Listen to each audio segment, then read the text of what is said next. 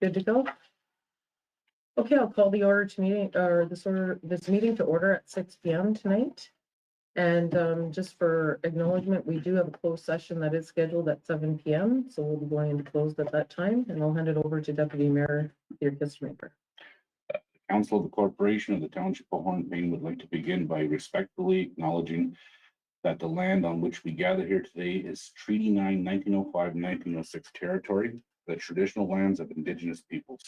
As we work towards reconciliation, may we all live with respect on this land and live with peace and friendship with all its diversities. Thank you. Item number 3, review and note any changes to the agenda. There is one change, the removal of item 10.4. This event has been canceled by the people hosting it. So if I can get a mover and a seconder to approve the agenda as amended, moved by Councillor Sheneman, second by Councillor Peter Kissmaker. Be it resolved that Council does hereby approve the agenda as amended. Those in favor? And that is carried.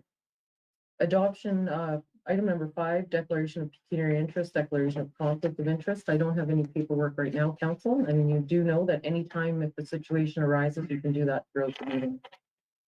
Item number 6 is the adoption of the minutes. The first meeting minutes are July 17th. If I can get a mover and a seconder, please. Moved by Councillor Peter Kissmaker, second by Councillor Belinda Kissmaker. Be it resolved that the Council of the Corporation of the Township of Hornepayne does hereby adopt the minutes of the regular meeting of Council held on Wednesday, July 17th, 2024 as distributed. Any comment to those minutes? I do have one comment. Item number 14.1 of those minutes was Councillor Drago Stefanik's document that he put forward for Phenom, and we had deferred it as Councillor Stefanik wasn't at that meeting. So we could have it moved to September 18th. Okay. Any further comment on those minutes?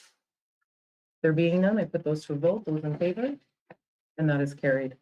Item 6.2 is the August 14th minutes. If I can get a mover and a seconder, please. Moved by Councillor Belinda Kissmaker, second by Councillor Sheneman. Be it resolved that the Council of the Corporation of the Township of Hornepayne does hereby adopt the minutes of the regular meeting of Council held on Wednesday, August 14th, 2024 as distributed. Any comment on those minutes? There being none, I put to a vote. Those in favor? And that is carried. Okay, business arising from the minutes. Item number 8, deputations, presentations, tender awards, and open discussions. We do have 2 presentations tonight. So I do warmly welcome Michael Wildman with our vehicle equipment policy presentation to our meeting. Is Michael online? Good evening, Mayor and Council.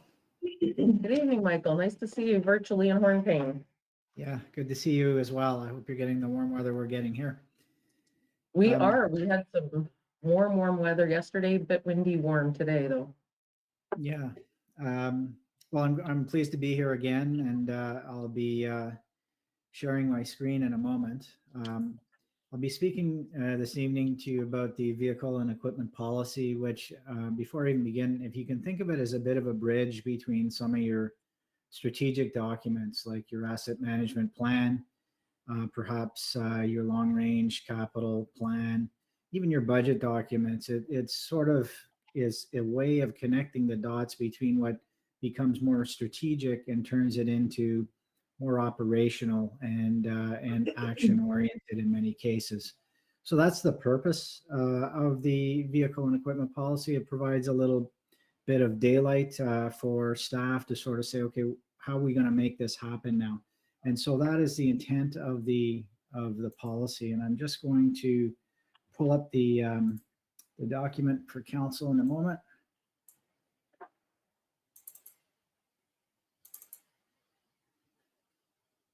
Okay.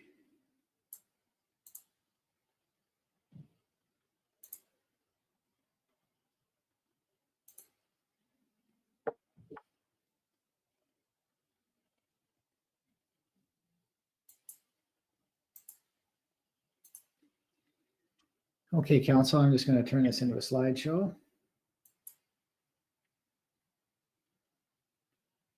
There we go. So when we think of the vehicle and equipment policy, it dates back sometime to the service delivery review of 2019, and specifically a topic that fell into your asset management categories. So it was topic A3, and it did identify the need for a vehicle and equipment policy. When we think about your strategic plan as well, the vehicle and equipment policy was also identified as a P1 priority, so one of your higher priorities. When we looked at the service review, we did note that there were several vehicles that were exceeding their useful life, so beyond the life of what might be identified, for example, in an asset management plan or just by best practice. And the cost of keeping vehicles on the road does exceed the cost of replacement at a certain point in time, and we will get into that a little bit further.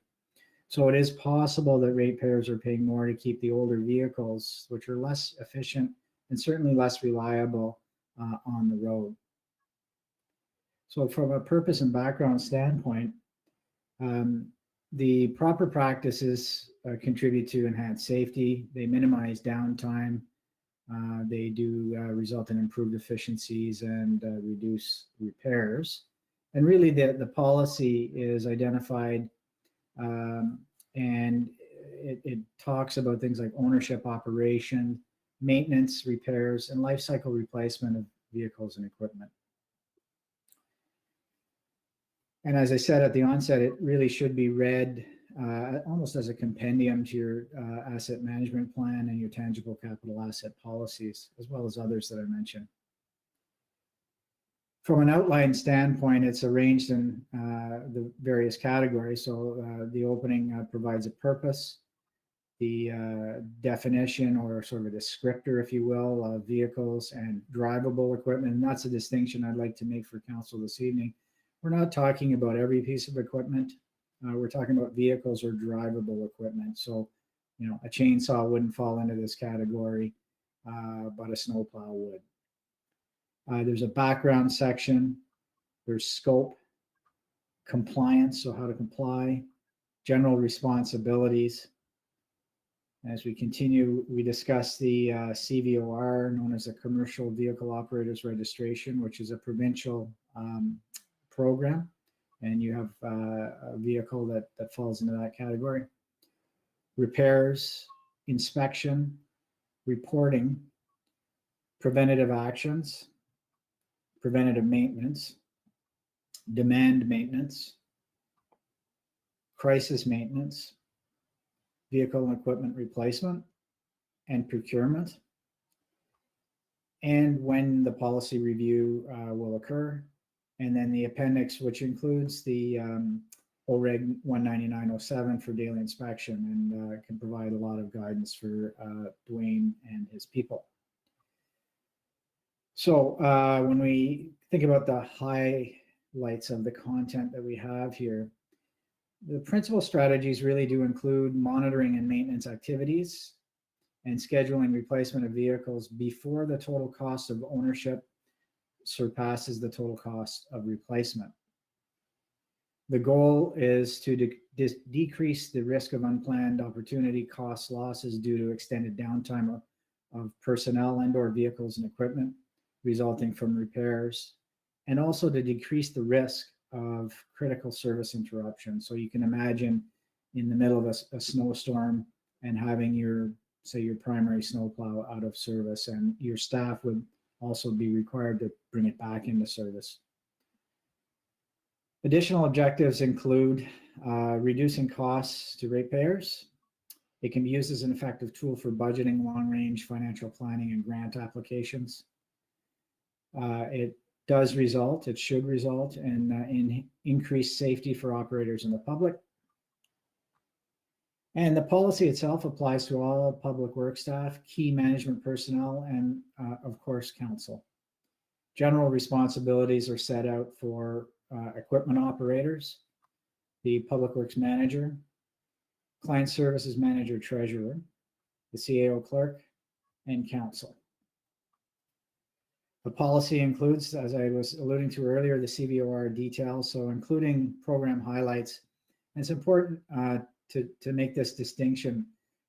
In the terms of when the province talks about an operator, It's not an equipment operator. It actually is the owner, so the township. So that's when you see that type of wording in the context of CVOR wording, the term operator means the owner or the township.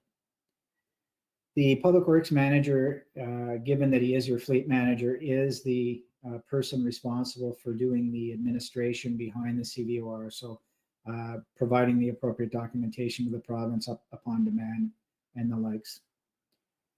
Standards related to inspection are described and included in Reg 19907. Driver inspection requirements. This includes the driver's daily log pre-trip inspection. Some people refer to this as the driver vehicle circle check before they even get in their vehicle. They do a walk around and inspect certain aspects of the vehicle. And I'm happy to report that this is already being done by your team. So that's good news. Semi-annual and annual inspection requirements, damage reporting procedures, driver preventative actions to avoid damage and promote safety, preventative maintenance, demand maintenance is described. So this is for worn or failed parts, crisis management steps for when a vehicle or equipment breaks down on the road, protocols for the replacement of your vehicles and equipment. And this is an important one, ensuring that procurement is based on the highest and best value to avoid those situations where a lesser initial capital cost actually results in a higher total cost of ownership. So you buy a cheaper vehicle, but you end up with considerably more maintenance, repairs, and downtime. And that's an important thing to consider as you go to procurement. So a cheaper purchase is usually cheaper for a reason. As vehicles and equipment age, we know that the operating costs increase. And as the capital cost or the value of the vehicles decline and the operating costs increase, these two costs create a bit of a U-shaped total cost curve. And it's where these two costs sort of cross paths, where you start to see a vehicle or a piece of equipment ending its useful life. It's impossible to say it will happen on this day, but we know that it's very close to where that intersection occurs. And this is what the graph looks like. On the green line, you see you buy a vehicle, its cost is higher, and over time on the bottom, that vehicle starts to decline in value. But at the same time, your operating costs begin to increase over that same period of time. And if we look at it, there is a point in time or at usage where these two costs intersect. That's the point in time where you ought to be considering replacement, because your capital costs are going to continue to go up over time. So the replacement protocols, the two predominant factors impacting replacement criteria are really age of the asset and mileage. The township's capital asset policy, Schedule A, identifies the replacement of the criteria of useful life in years. So we're speaking of years when we look at the TCA policy. So it goes without saying then that age should guide long-range financial planning. And the replacement protocols that are recommended is that when you're within 2 years of the end of the useful life, there should be a total cost of ownership versus replacement cost analysis part of the annual budget. So to sort of take a snapshot and see how you're doing, how does that graph actually look right now based on that piece of equipment or that vehicle? And should the cost of ownership exceed the cost of replacement, a recommendation to replace should be made. So this should be coming from your staff saying, you know what, our costs are increasing year by year, and the value of the vehicle is going down. It should be time to consider where this fits into our long-range capital forecast. After the useful life has been exceeded, it is possible that the total cost of ownership could remain below the replacement cost. This may be in situations where the vehicle has been well cared for and it's a higher end vehicle and it may actually be doing well. So our recommendation to extend the life by an additional year should be made. So this would happen at budget time where staff would be saying, council, we think we've got some good news here. This should stay on the road for another year. So at that point, council could either decide to replace it in accordance with its TCA policy or decide to extend the use for an additional year. During that extension period, though, should significant cost increase start to come about, these should be reported to council in a timely manner. So the council is aware that you're not waiting till the next budget meeting to say, oh, we had a really bad year. If you're having a piece of equipment that has a very large repair, that should be brought to council's attention when it happens or shortly thereafter. And the extension period really shouldn't be extended much more than 5 years because you don't start to see that return anymore. It just starts to get worse and worse. Your risks increase in terms of downtime for the vehicle. You may fall out of being compliant with your minimum maintenance standards. There's a whole series of issues that can arise. So 5 years is the recommended extension period. And I should say we've done some surveys of municipalities who've played back and forth between the 10-year and the 15-year horizon for different vehicles. Most of the ones that we have looked at in the past, although they tried the 15 years, they're starting to push backwards to the 10 years because they're starting to see that over time, they're actually spending more money on keeping this vehicle on the road. So when it comes to procurement protocols, the procurement should require an analysis of the initial capital cost versus long-term ownership. And this is something you can ask the bidders to provide you with those types of analysis so that your team can analyze that and decide, okay, we think that this is a good buy. We're not getting a great deal that's going to cost us a ton in maintenance and repairs later. So the objective is to ensure that lesser initial capital costs do not result in that higher cost of ownership. So next steps. Proper training, like when we brought you your minimum maintenance standards, it's really essential. And your staff needs a thorough understanding of this policy. They should be taken a run through with the inspection criteria. Standard 11 and 13 of the National Safety Code for motor vehicles should be reviewed. Some training on basic record keeping, although from what I've seen, I did ask for some information from Dwayne. What I saw was reassuring that record keeping is happening. Looking at the 10-year capital forecast on an annual basis to reflect this replacement criteria that's in the policy. So if something moves back a year or forward a year, that should be done on an annual basis at the budget time. And placing funds into a capital reserve for long-term replacement. So should you have some surplus on your public works side, you could consider moving that into a vehicle replacement reserve to aid in the transition when you're looking for things like a replacement funding. Monitoring for grants is important, and it is important also, like all policies, to keep an eye on them to make sure that they're up to date, that they reflect current changes in legislation or township operations and expectations. But in any event, 5 years is really what you'd like to say is the longest you would go without doing a review. And just reviewing doesn't necessarily mean that anything's going to change, but it does mean that you stayed on top of it. So with that, Madam Mayor, I'd be more than happy to answer any questions. Thank you, Michael.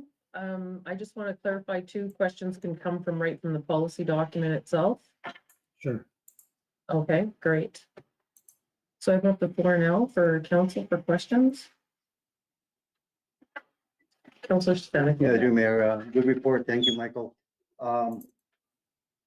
Yeah, it's pretty standard and obvious what you put down, but the department head could always inform us on a yearly basis what the status of any equipment is, even going to the power saws. I mean, it's good communication, and then it won't be crisis management 2 years down the road, but even to let us know, okay, this truck, it lasts approximately between 4 and 6 years. Maybe you should start looking at some capital to put aside for purchase that. That's the only comment I have. Thank you. I would agree with that, Councillor. It's always good practice to do it the way you explained. Thank you, Drago. Any other further comments or questions from council? I've got a couple, Michael. Sure. First of all, with underneath the coverage, I went through the policy, so I'm just looking at coverage. It's all public works, and I was just wondering about our fire department and our fire truck. Could you allude to granting opportunities in here? Yeah, it often comes up, Madam Mayor, and it's they're a unique apparatus that are very specialized equipment and tend to fall under the purview of the fire chief to be responsible for the maintenance. And these vehicles last way longer because they're rarely on the road. For example, a frontline pumper, for example, is acceptable for insurance purposes up to over 20 years. So the practices are considerably different. They're laid out in a number of documents that sort of reside in the fire domain. I think it's reasonable to assume, though, that when it comes time for your long-range capital forecast, that your manager of client services treasurer, along with the fire chief, would follow a similar protocol in terms of identifying replacement vehicles, setting aside funding. But this really does speak to the vehicles that are of an operational nature within the public works domain. Okay, so just with that, then there should be some sort of separate policy underneath the fire department's preview that addresses that.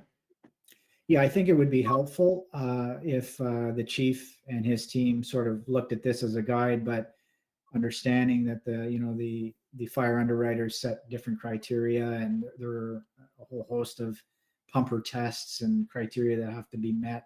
It's a slightly different realm. I believe you're considering a master plan. You could use that as a leaping off point, actually, to come up with something there. Okay, great. Just in the policy again, I don't have a page number on it, but I'm 6.3. It's after 6.3. Underneath that, it's the conduct of the driver. Okay. And the one thing that I'm just wondering if that cell phone use in the vehicles or on the equipment, if it's not covered here, is that covered in another policy for our employees? Yeah. I can't recall offhand if the township has a cell phone policy. But you're right, there's nothing wrong with adding a requirement for hands-free operation of cell phones. Okay, I do believe we have a bylaw for cell phone use. And I just want to make sure that they're compliant, the two of them. Yeah, I have not spoken about cell phones in this policy, but if you wanted to, you could make reference to your existing policy, or you could add a line in there that aligns with that. Yes, go ahead, Peter. Wouldn't a highway traffic act supersede that regardless? I'm not sure, ask Michael. Hey, Michael? The highway. No, I would say it's been a while since I've looked at the sections that apply, but I do believe there is some grace for maintenance operations. But before I answer that, I'd like to research that and provide you with an answer by way of an email through your CAO.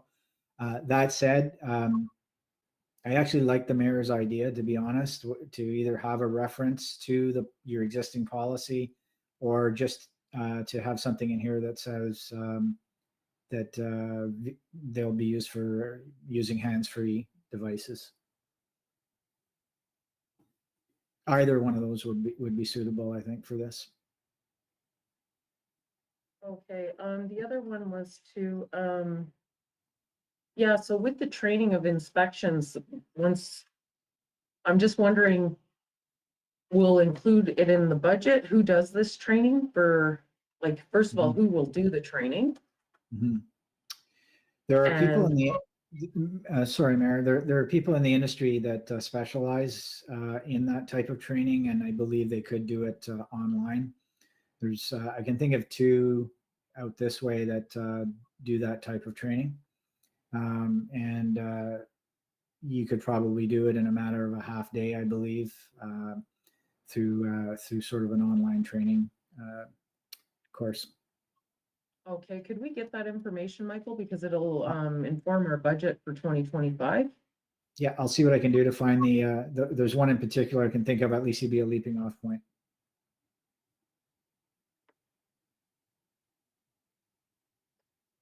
And on item number 10 about reporting damage deficiencies, is that included? I looked at the schedule 1 for the daily inspection, but it says submit in writing within 24 hours. Are we talking about they're going to have a document that they're going to submit on, or are they emailing?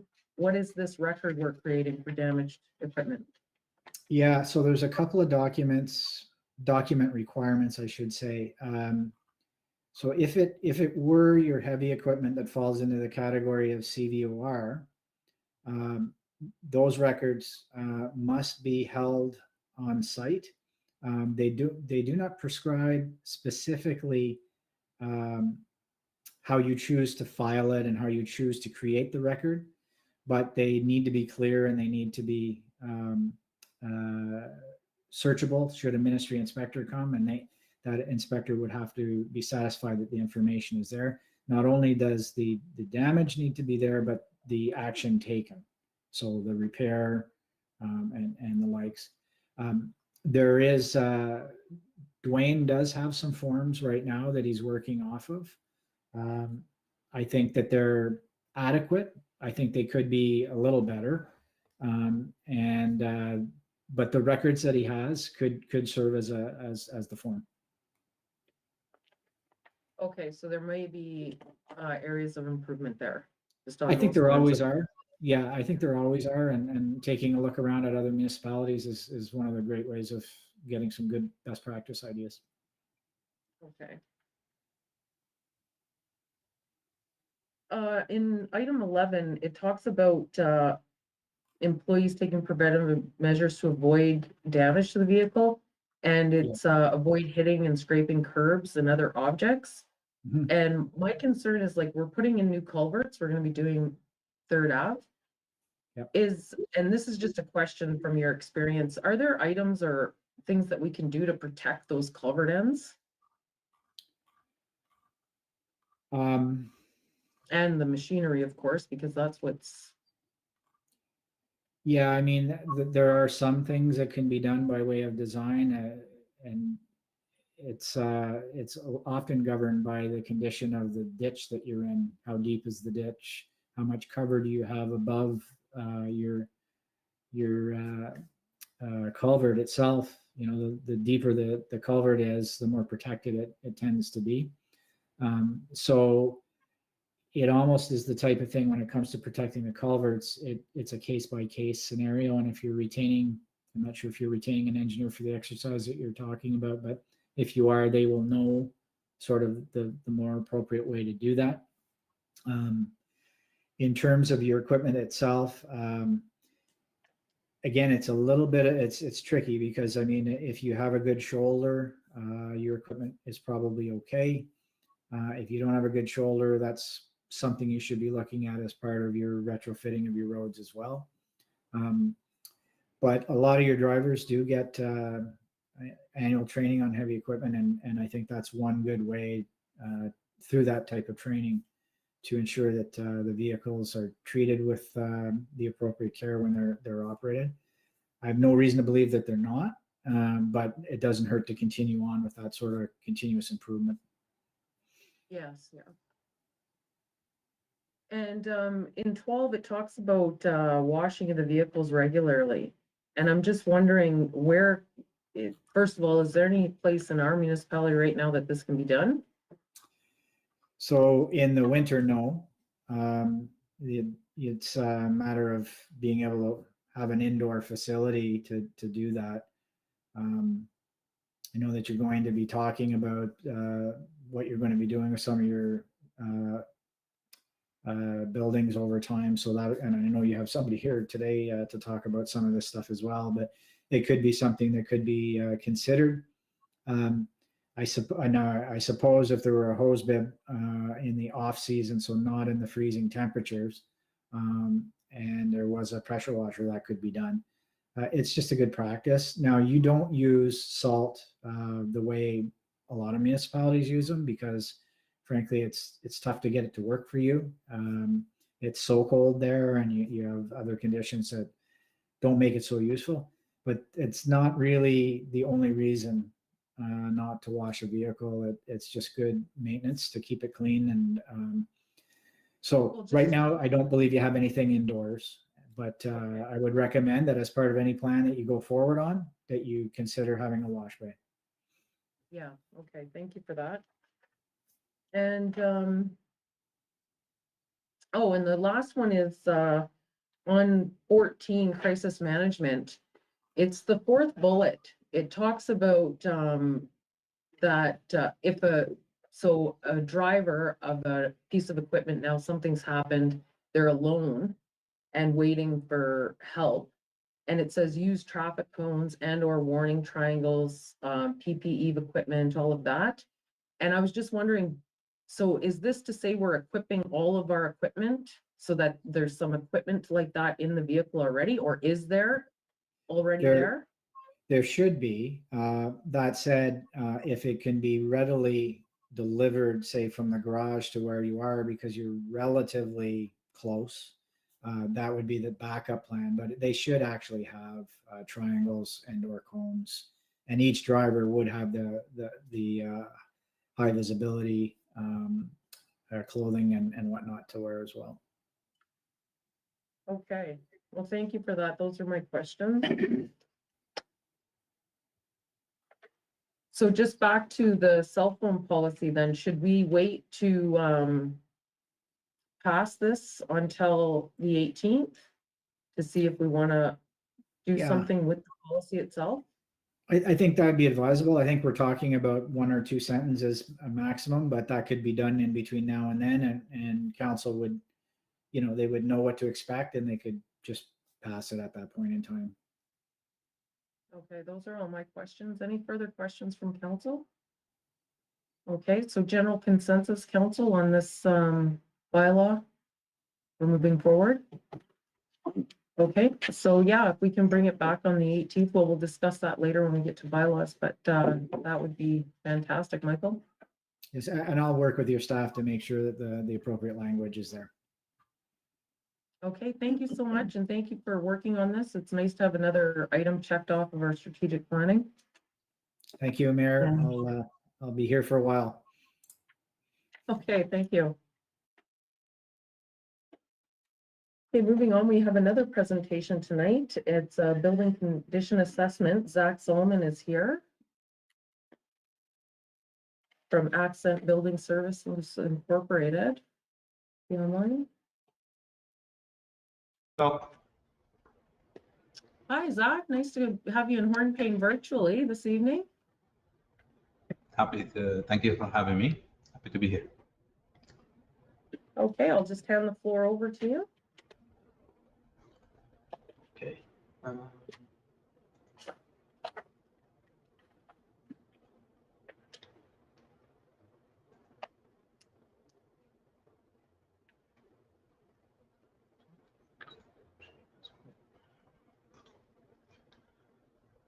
Okay, so good evening, everyone. I was asked to come back and talk a little bit about our building condition assessment that we conducted for your town last year. And as far as I understood, there are a few buildings that was concerned. One of them being the arena. The other one is one of the public work buildings. So I can start with the arena. Obviously, I can highlight what's the main item, because building condition assessment is a thorough study and detailed study that cover all aspects of a building, from building envelope, including the roof, obviously windows and doors and walls, structural as well, interior finishes, cabinetry, change room, washroom. Also, we talk about mechanical and electrical and life safety component. In the case of the arena and the curling club, that would include the refrigeration system, as well as any site component. As I mentioned, the study has lots of components, so I will be just focusing on the main component based on our study, and happy to answer any question you have right now, or when I come back to my document and send it as well. But I'm pretty sure I pretty much have everything in front of me, and I'm the person who was on site and did the study, the site review, and obviously the peer review for the reports. So on that, for the arena, one of the main components will be the roof. There's some structural component, and I can show some photos. So there's some corrosion on the steel component for the building, starting from here. So these are the steel components that need to be always maintained and taken care of, so we won't have any rust accumulating on them. That's why we have in the next 5 years to have refurbishment for that. There's a budget of $25,000 for that work. They're not kind of urgent, but they need to be taken care of. Now, the main component here that was actually the lots of money is the roof. So the metal roof was also open photos here.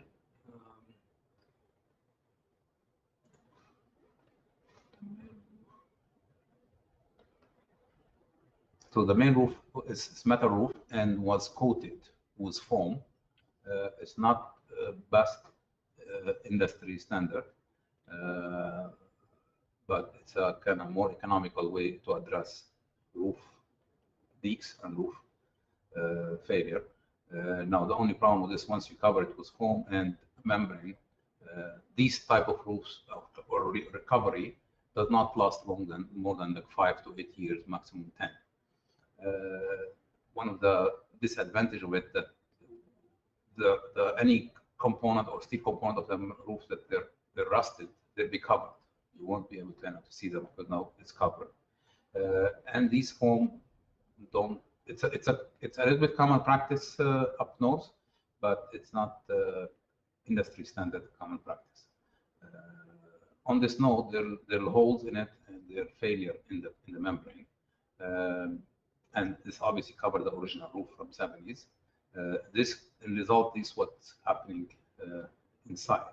So there are leakage, there are failure in the insulation and the roof component. We are building science and building envelope company that we strongly believe in. Any work in the building, you need to start with the envelope. You need to keep the building watertight, so no damage occur or no structural issue occurs, and also no damage to the interior finishes, and obviously discomfort to the users or failure of services for the building. So this is the main component here, the roof. We talked already about the structural. There are block walls cracks. I'll show the picture again.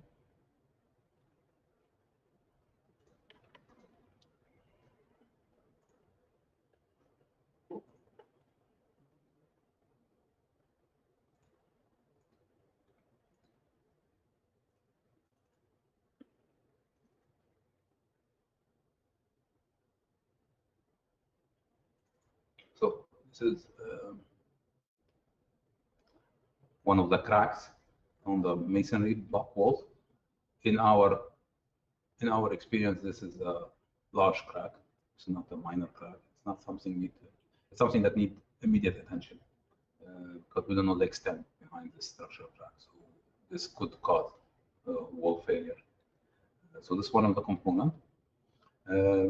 One of the large items that we talk about here, it's low E ceiling. So arenas, it's recommended to have a low E ceiling. It's a reflective kind of foil film that help with keeping ice, help with the humidity level in the arena, and also protecting the steel structure from rusting. And on the long run as well, it's considered energy efficient because it will reduce the usage of the compressors, which is the main component that use power in the building. So it's not something like a must, but it's a recommendation, and it comes with a cost, obviously. So just I thought I would talk about it. The change room have concrete block wall. These are lots of interior finishes and lots of interior improvement and component that usually it's recommended. Showers usually should have ceramic tiles, not concrete blocks. That will minimize damage to the wall and increase the comfort of usage. One component in the refrigeration is the controller for the refrigeration room. It's older, so now we have the new system with Simco, the all digital and easy to control. The easier or the more control you have over the refrigeration equipment, the more energy efficient it can be. I will switch to the curling. This is mainly what in the arena.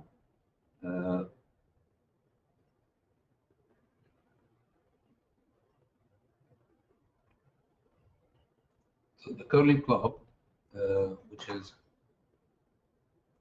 technically this building was divided into two, despite it's kind of, if you look at it, obviously it's shown as one, but it's divided into the arena and the curling club and the clubhouse itself.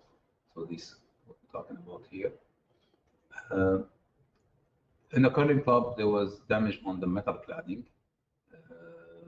physical damage that, as I mentioned, we recommend to fix all these, not to leave them.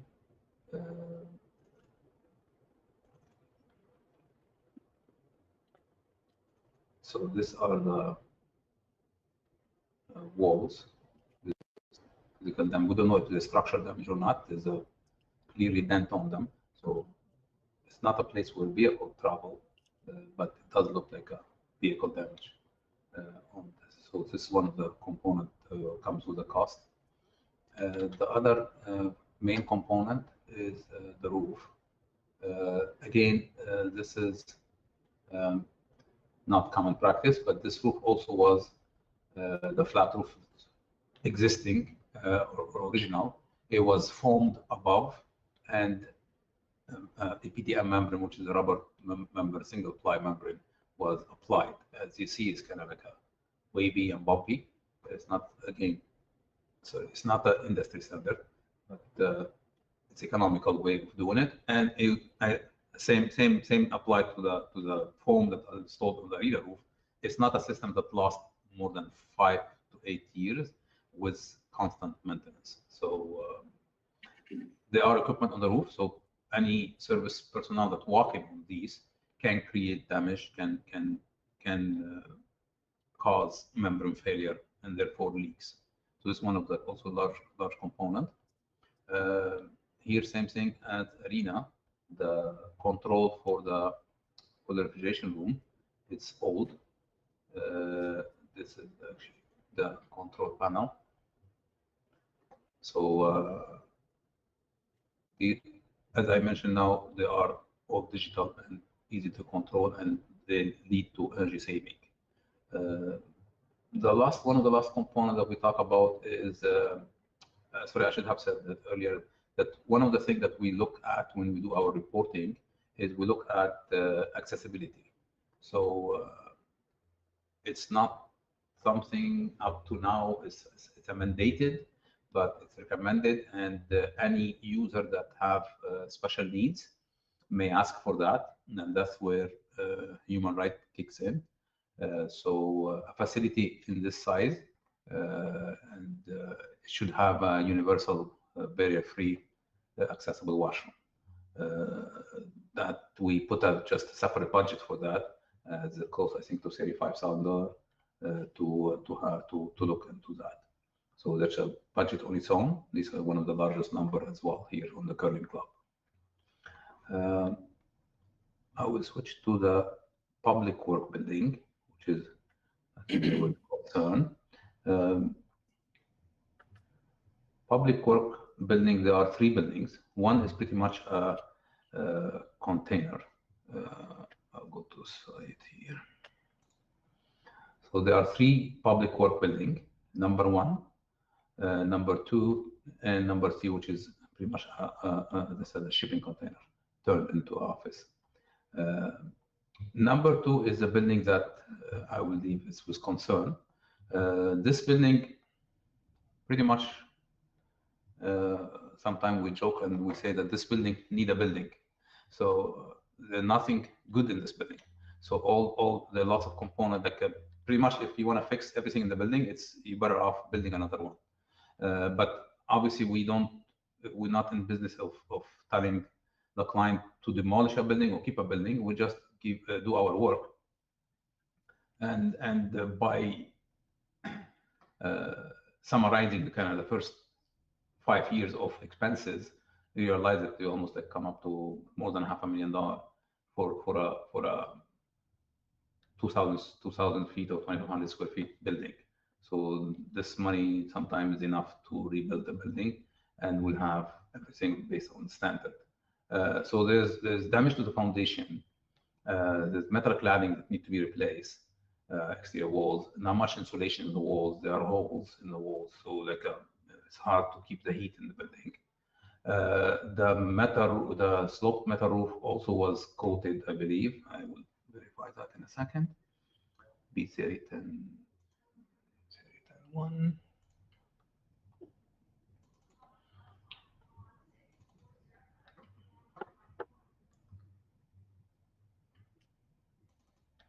So there's also structural concern here. I think the floor is settled in the garage, as you see here in this photo.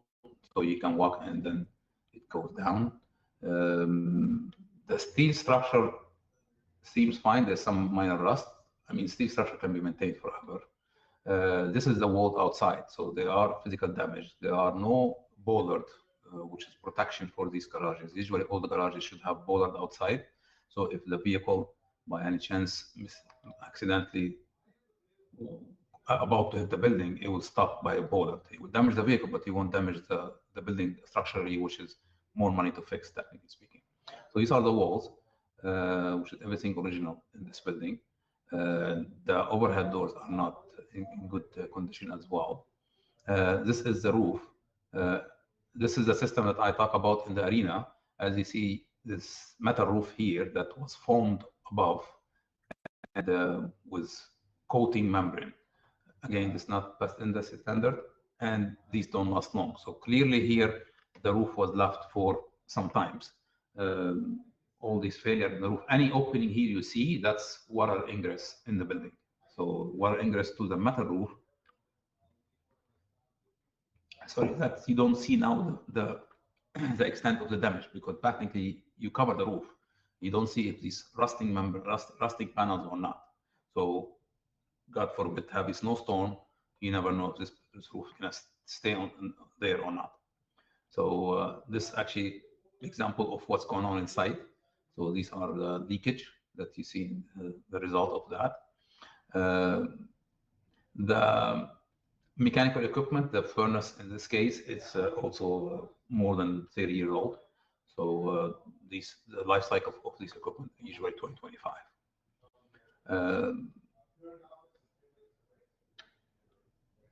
These are plumbing there. It's also like a time to go. They were fixed actually some of the plumbing fixture. The our tank is old. The floor drain is not adequate. Don't believe has a grease trap, which is standard on in current garages for environmental reason. Exhaust fan, older, heater are older. So pretty much the building was built and left as is. So it was not, new equipment was not installed. The install is fair, but also on the older side. The main switch is original. This one just talking like in general what's going on with the building. The light is not efficient. The CCTV, these are just equipment. We just cover usually appliances. These are the tank outside. They're fair, not new. So this is pretty much what in the building. So as I mentioned that every component need attention. And our inspection, I should have said that all our observations are visual. No testing was conducted. We did not remove the foam on the roof to see if there is rust or not, beyond our scope. But we have budgeted for all the repair needed in that one. The public work number 1 is also another garage. It's also on the older side.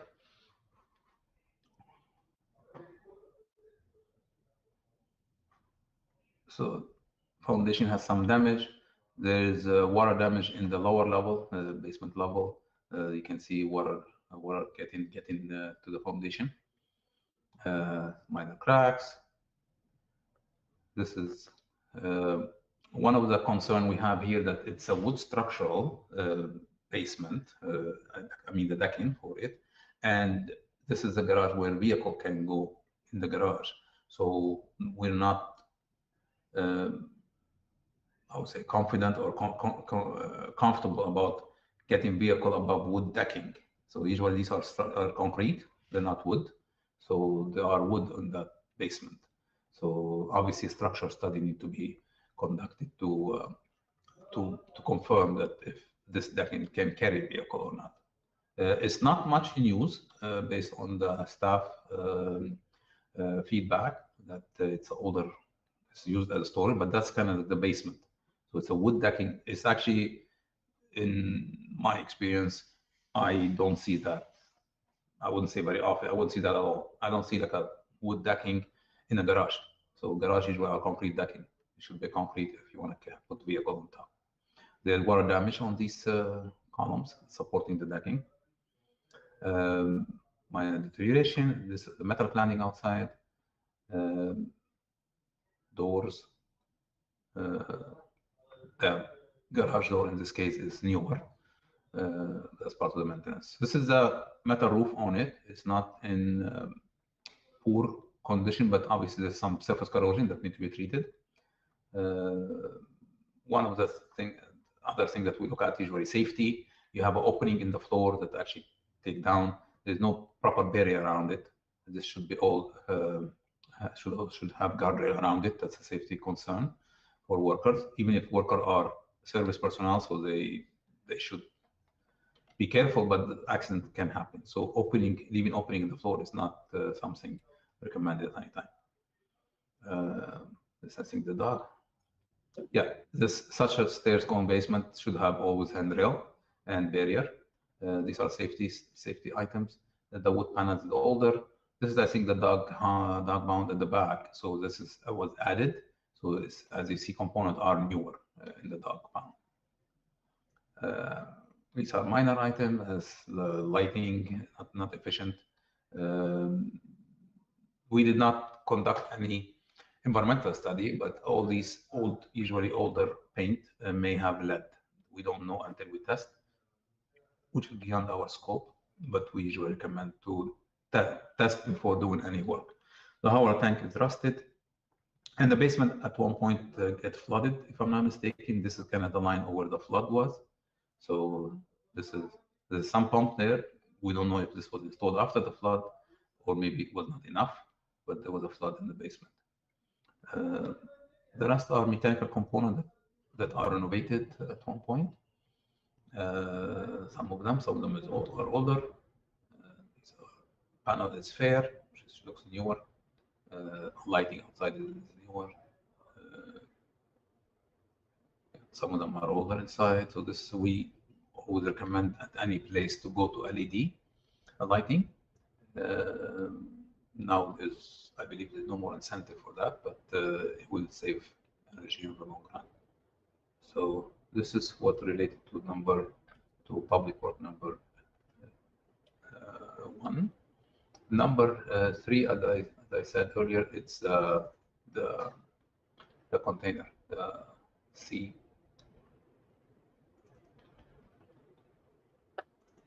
The C container. So this is sitting on wood supports.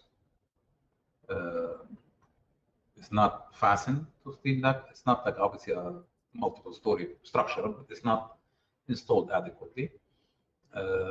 This is what the insulation used to be here, and I think get eaten by predator.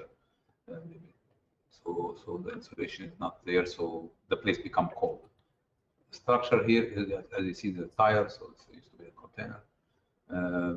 The stairs are newer to that. Inside, the finishes are not are in fair condition. There's not much wrong with them. There's a EPDM membrane there that's older, but we didn't see any leaks inside. The finishes inside, as I said, is just like a fiberglass and fiberboard and wood stuff. The flooring has minor crack. These are all aesthetic, so finishes. It has air condition that I believe has R22 refrigerant, which is a refrigerant that get banned after effective 2020. So we can run it as long as it's running, but once it's break down or read the refrigerant, you won't find it. It's banned because it's not environmental friendly. This is pretty much what's our kind of like a summary for this building, and the other building that we look at. We look at other buildings that they were not didn't need much of the direct attention. These are the buildings that needed more attention. Here, as I said, building number 2, public work building number 2 is the one that needs immediate attention since we did the study last year. I'm happy to answer any question you have. Thank you, Zach. Do you have any questions from council? Well, that's it for that.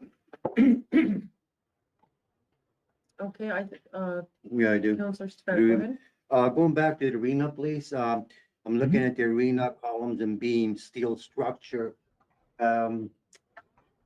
Historically speaking, that was refurbished twice in the last 43 years. So obviously there's opportunity to refurbish it again, to scrub the rust, to grind the rust, because they're the maximum engineered thickness, and then recoated, painted. I mean, that would be obviously highest priority, because if it rusts to a certain degree, you have to replace it, correct? 100%. So we classify it as in poor condition. We didn't put it right away. We Right. almost 1 year in now. So it's no anything we put in poor condition. What we trying to say that if you have money, go do it. Obviously, we're not saying this is going to last forever. And you're correct. So steel always need to be checked, the thickness and all that, because there's no load on the arena, because it's almost flat roof. It's 2 or 4% slope. So, Right. but steel can be maintained for a long time if it's maintained regularly. Yeah. So you are correct.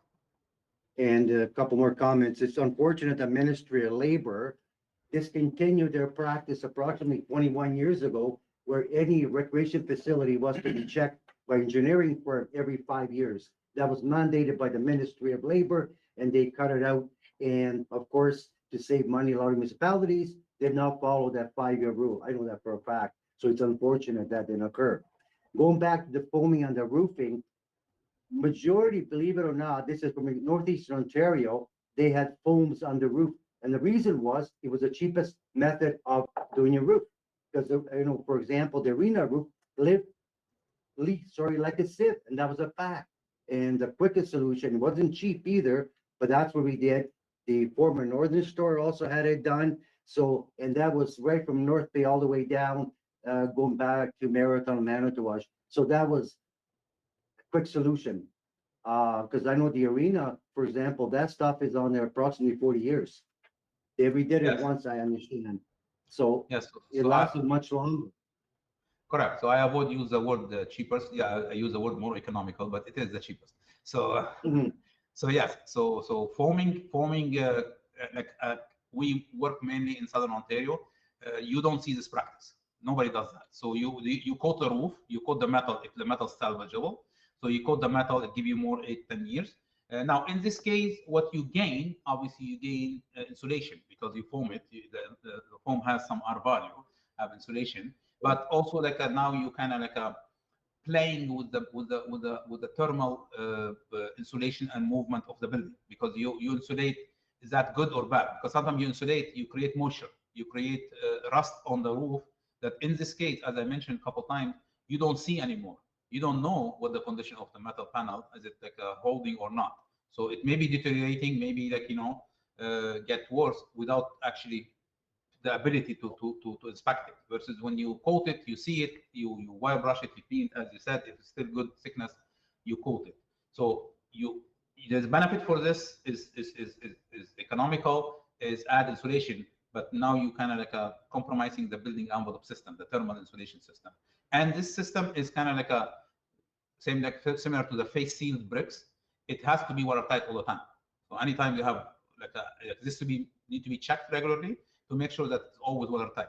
Because anytime it's not watertight, you create a problem that you may not see it because it may go on the steel and or run down or anything, but it could rust the steel as well without seeing it. So this is not like in this case. That's why when we see such roofs, as you see in our report, we recommend replacement kind of like right away. Thank you very much.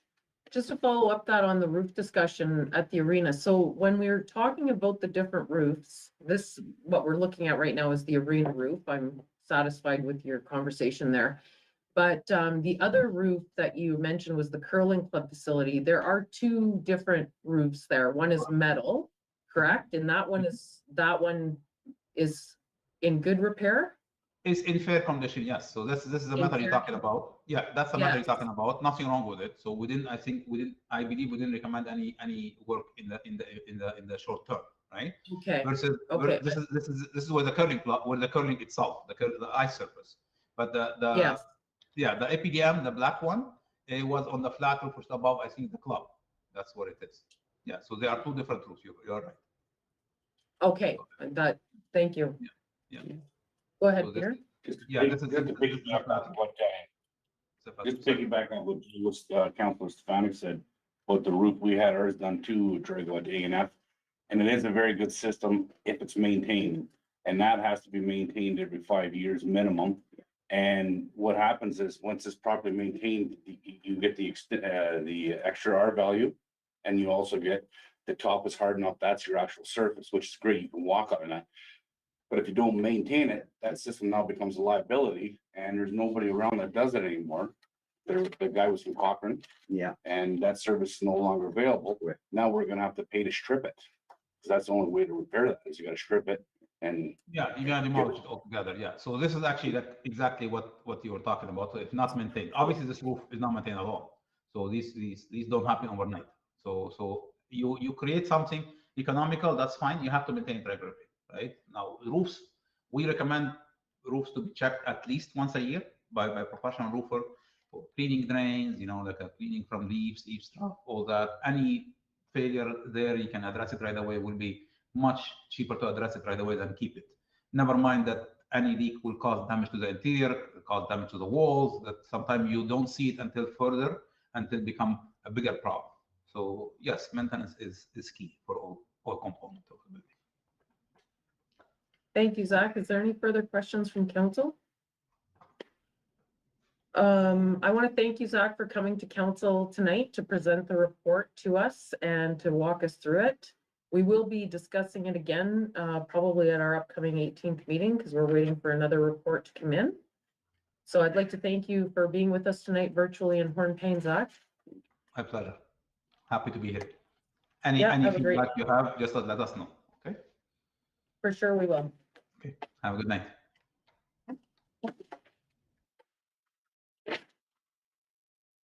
Okay, council, it is past 7 o'clock and I had indicated that we will be going into a closed session for 7. Does staff need some time to set up? You need 5 minutes or so? We can take a quick break to get it set. Okay, so, we'll move into, if I can get a mover and a seconder to move into close, moved by Councillor Ted Sherman, second by Councillor Belinda Kissmaker. Be resolved that the next portion of the meeting at 7:05 PM be closed to the public in order to discuss the security of a property of the municipality or local board, personal matters about an identifiable individual, including municipal or local board employees, labor relations or employee negotiations, litigation or potential litigation, including matters before administrative tribunals affecting the municipality or local board, and advice that is subject to solicitor-client privilege, including communications necessary for that purpose. Pursuant to section 239(2)(a), (b), (d), (e), (f) of the Municipal Act 2001. Those in favor? That is carried. Okay, we'll meet back at 10 after, 12 after.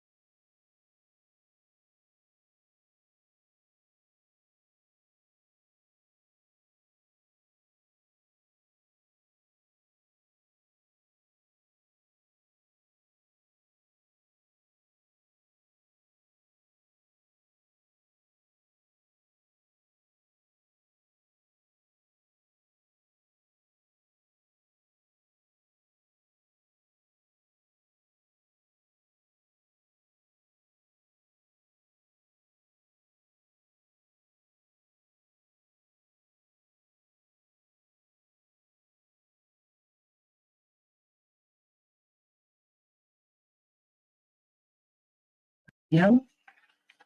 Those in favor? And that is carried.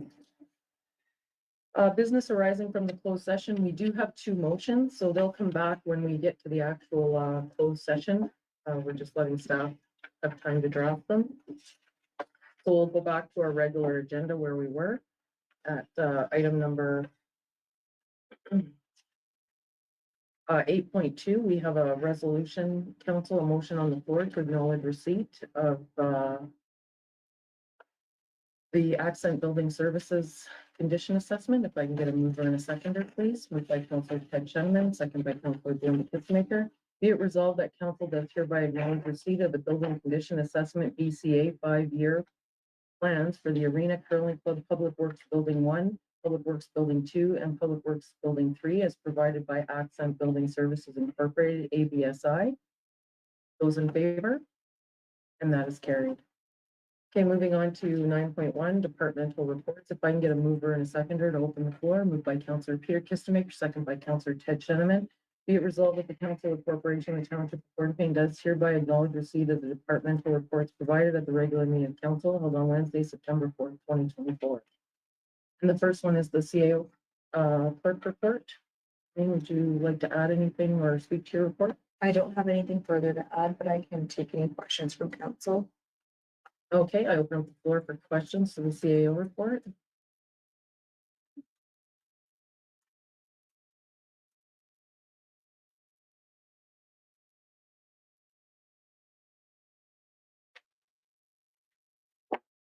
Okay, Councillor Gordon Kissinger, go ahead. I was just wondering if you'd give me a, just let us know what happened with the landfill expansion update, like, I know there's some action there now, but what happened? Because we had the thing at the Legion. And I thought it was, everything went smooth with the public and all that. And then, he was just gonna do, he just had a couple more things to hear from and he was supposed to. I thought that report would have been out, you know what I mean? Yeah, what like, Go go ahead. ahead. It was just the part of the process, like that public consultation was required, but then there was all these, well, obviously other steps, and that's where we're at now, is just going through the steps and the motions, and so they had the consultation, and then he's been working on the environmental screening assessment since, and there's other consultations he had to do with other stakeholders and Yeah. whatnot, so it's just I guess it's a longer process. I was surprised, that's all. Just on that, when we see on your report about the can take up to 3 months, but when was it submitted for approval? It hasn't been submitted yet, Oh, it hasn't been No. submitted yet. Okay. still waiting on a notice of completion from the XP, and then it's those next two steps.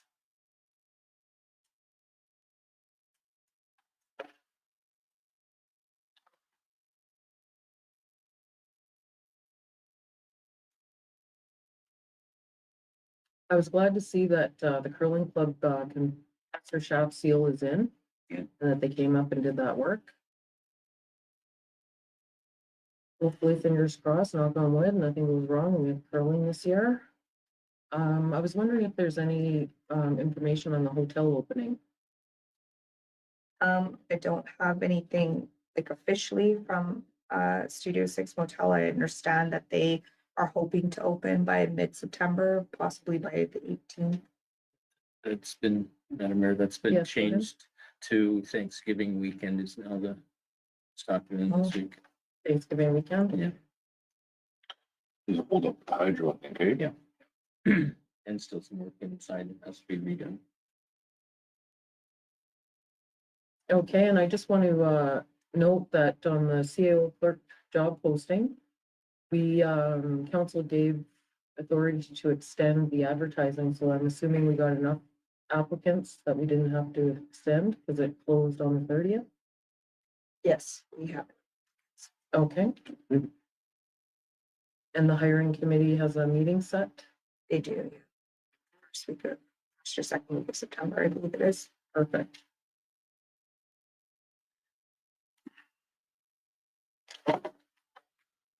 Yeah, I don't have any other questions. Any further questions? Okay, there being none, we'll move on. Thank you, Eileen. For the Public Works Manager, opening up the floor. Dwayne, do you want to add anything to report? Go ahead, Eileen. Pavilion. The curb stop. So Waiting up, we're waiting on Bill Move. Very busy right now.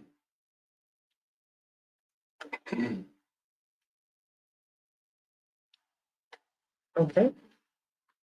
Any other questions for the Public Works Manager? Okay, I just wanted to have an update on the ball field. Right now, there's still the gravel's coming in today. Today started. Bulldozers in there right now. Tanks have been moved as of yesterday. Awesome. Okay, They're still hooking up the line to the propane tanks as we speak. But tomorrow will be back on again. It'll be probably a week or so. Let's try with that. Coming along very well. okay. Did they have a completion date of when they figure they'll be done? yeah, end of month. End of month? Yeah. Okay.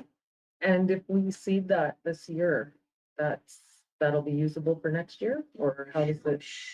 Later in the year maybe, but it'll still be seeds over the winter basically. It will grow.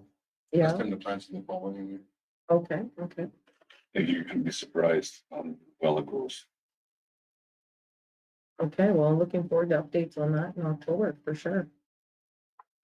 And I'm glad to see the columbarium was installed. And that's my comments. No further comments? I put acknowledged to receipt to the vote, those in favor, and that is carried. Okay, correspondence action items. We brought back the OFIA resolution. If I can get a mover and a seconder, please. Moved by Councillor Peter Kistemaker, second by Councillor Belinda Kistemaker. Whereas the Township of Hornepayne has received correspondence from the Ontario Forest Industry Association, OFIA, dated June 18th, 2024, requesting support from the provincial government concerning immediate action needed to address challenges within the Ontario forest sector. And whereas the Township of Hornepayne is situated within the boreal forest, one of the world's largest and most important forest ecosystems, providing significant economic, environmental, and social benefits to our community. And whereas the forestry sector has historically been a cornerstone of the local economy, providing direct employment opportunities for residents, supporting local businesses, and contributing to the overall economic stability of the region. And whereas the forestry sector supports a variety of secondary industries, including transportation, manufacturing, and service industries, which further contribute to the economic diversification and resilience of Hornepayne. And whereas the forestry sector in Ontario is currently facing unprecedented challenges, including the closure of 3 pulp and paper mills and the loss of the critical softwood pulp market, which are negatively impacting sawmills and other forestry-related businesses across the province. And whereas these challenges pose significant risks to the economic stability and long-term viability of northern and rural communities, including Hornepayne, that rely heavily on the forestry industry for employment and economic growth. Whereas OFIA has outlined critical short and long-term actions required to address the current crisis in the regional chip and pulpwood market, as well as the broader forestry sector, and is advocating for immediate government intervention and support. Therefore, be it resolved that the Council of the Corporation of the Township of Hornepayne does hereby support the Ontario Forest Industries Association, OFIA's letter dated June 19th, 2024, to the provincial government calling for immediate action to support Ontario's forest sector. Be it further resolved that Council urges the Ontario government to prioritize the recommendations provided by OFIA and work closely with industry stakeholders to implement solutions that will ensure the long-term sustainability and growth of the forest industry, including the development of renewable energy initiatives as part of the Forestry Energy Directive. Be it finally resolved that the resolution be forwarded to the Honorable Graydon Smith, Minister of Natural Resources, the Honorable Nolan Quinn, Associate Minister of Forestry, the Northwestern Ontario Municipal Association, NOMA, the Northeastern Ontario Municipal Association, NEOMA, and the Ontario Forestry Industries Association, OFIA, to reinforce the Township of Hornepayne's commitment to the future of Ontario's forest sector and its significance to our community. I just have one comment on the resolution. There was a change in staffing, and I believe the Associate Minister of Forestry now is Kevin Holland. Just if council is all right with that, we'll Yeah. update that. That just happened, so. So with the inclusion of the correct associate minister, I put that to a vote. Those in favor, and that is carried. 10.2 is the Town of Hearst Northeast Public Health Board of Health composition. If I can get a mover and a seconder, and we'll open the floor for discussion. Moved by Councillor Belinda Kistemaker, second by Councillor Ted Sheneman. Whereas the Porcupine and Temiskaming have announced the composition of a new merged Board of Health for Northeastern Public Health, and where there are 7 municipalities in the rural north cluster, including the Township of Hornepayne and the Town of Hearst, and each will have the opportunity to represent its municipality on the Board of Health on a rotating basis.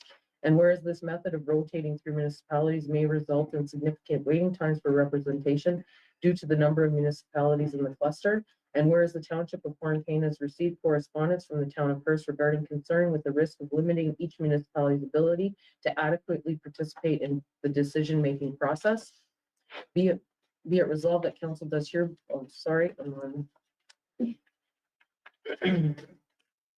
therefore, be it resolved that the council, the corporation, the Township of Hornepayne does hereby support the Town of Hearst request that the composition of the new Northeastern Public Health Board of Health be reconsidered to allow for more equitable representation by reassigning certain municipalities from the rural north cluster to the Cap or Cochrane Smooth Rock Falls cluster.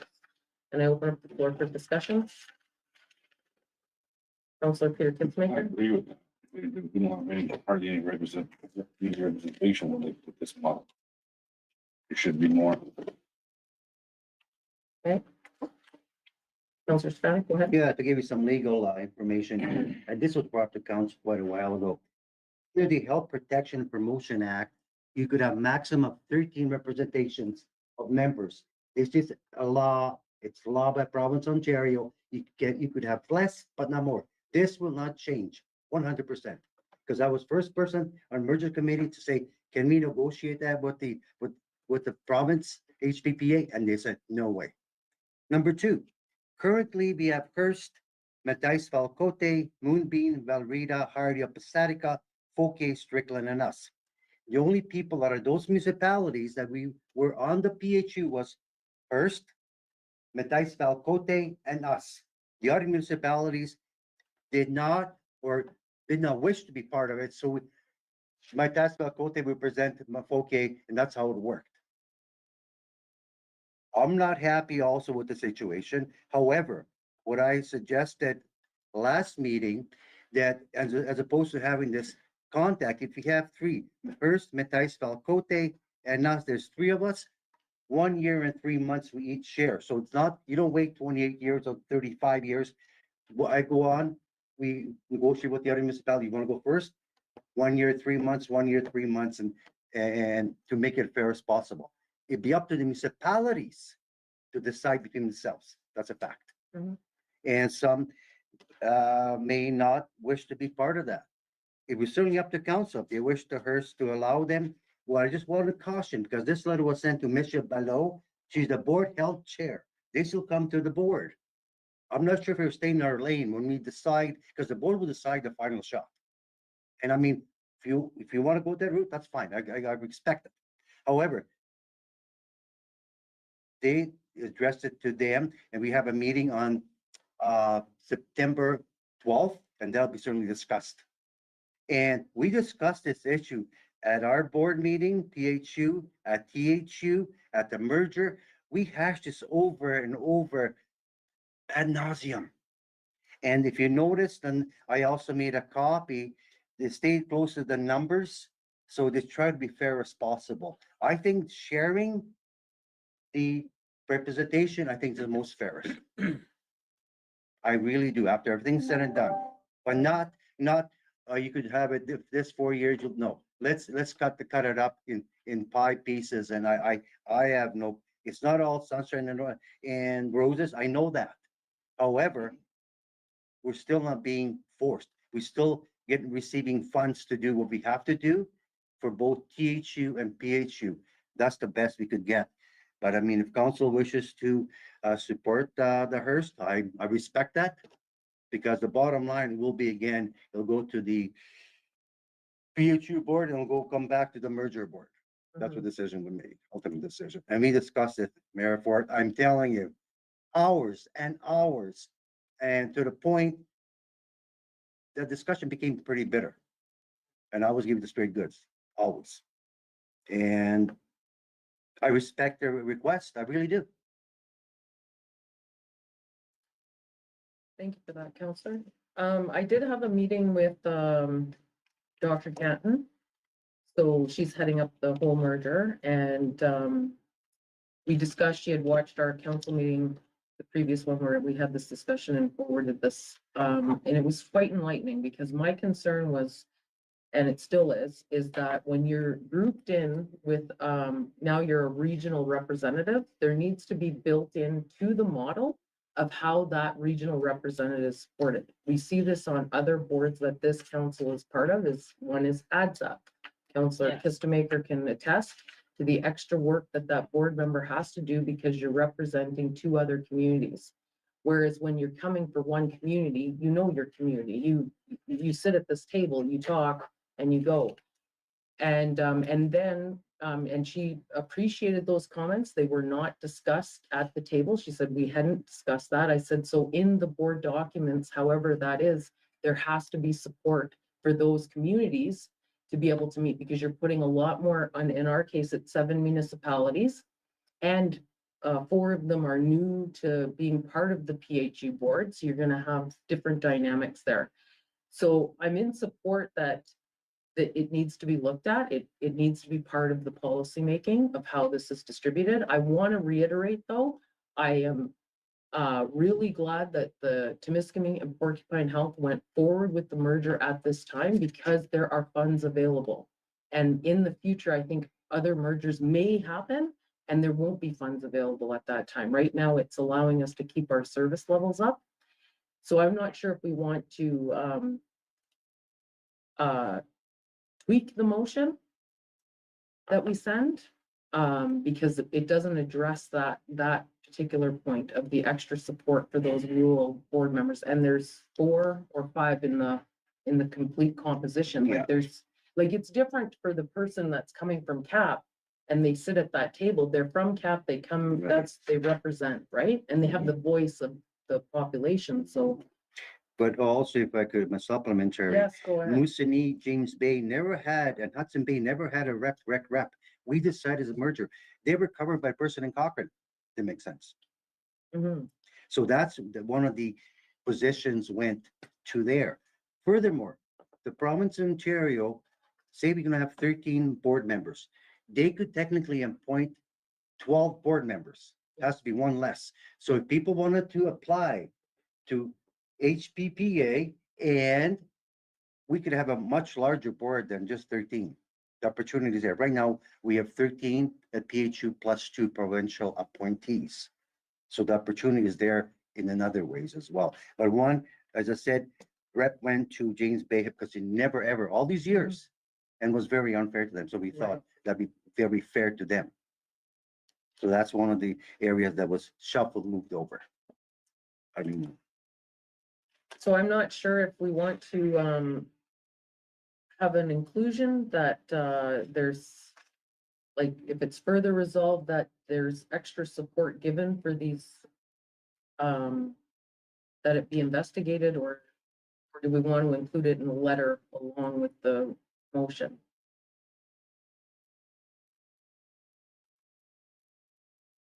Because right now it's not captured. We're just Right. saying that we include, like, because they're not asking that either. And that's where I just see like, even with this new representative that's gonna represent 3 communities, they're going to need assistance. yeah, 100%. And we all know as counselors in a small community, you're already tapped for time, especially if you have a full-time job. Like and now you're going to have these extra duties on top of that, and you want to give good representation.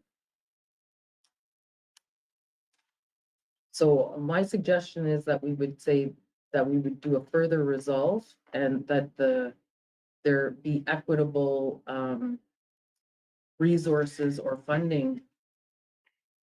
Resources, I think, would be the best word for those rural delegates, those rural members. And that would be part of their discussion. Does that seem reasonable, council? Yes? Are you able to draft something, Jen? Are you working on it, or? Eileen, go ahead. I just was wondering if it can be added to the second, like therefore be it resolved. You already have reconsider to allow for a more oh my gosh, equitable representation by reassigning and like further investigating the funds to do so or something like that. And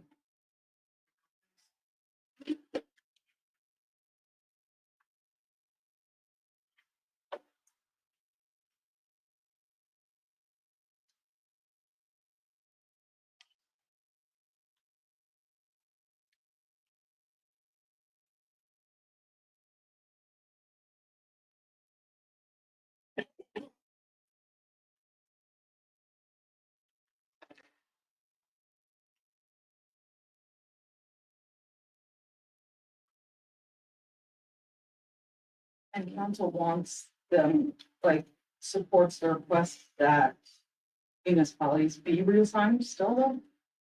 Do we, council? Had questions on the floor? Councillor Shannon. To Councillor Stefanik, was there a reaction to the breaking that up? Was there discussion of that? Was it warmly received? Was it like, no? Not a specific letter. We haven't met on that letter yet. The correspondence will be occurring September 12th. There was many discussions about, and we did maneuver some of the, I'm sure Dr. Cat mentioned, some of the representations, we moved them a little bit on the map as well.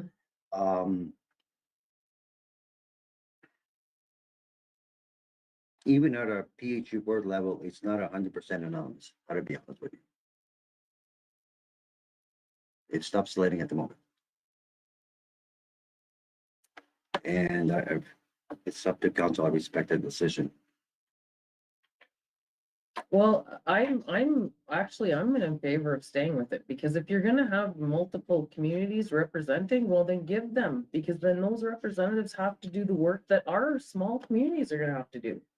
Like, it's in, like, when you think of the equity of it, you know, that's a difficult job to represent 7 communities. And then I thought about it too. This was a question I thought about, like, although many Hornepayers travel probably up the north to Cap, but how much does the reverse happen from Opus Seneca down to us? So who really knows us? You know, so that's gonna we're gonna have to work with our representative quite frequently, closely, to ensure, like, we saw it through the pandemic.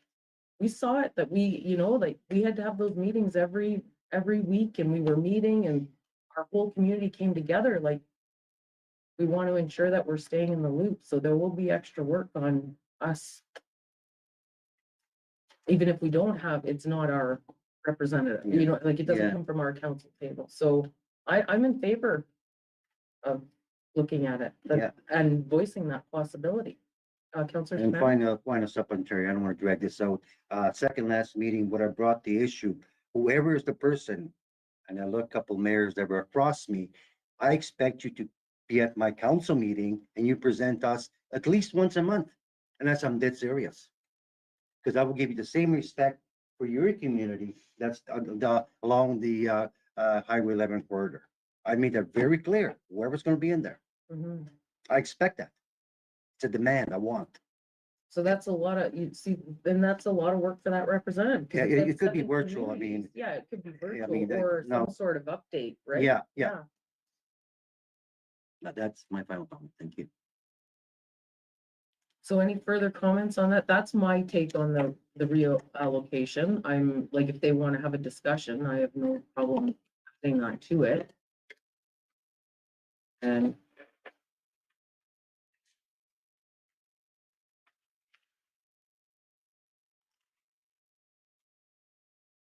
have you been able to clean it up, Jen, at the end? Yeah, no problem.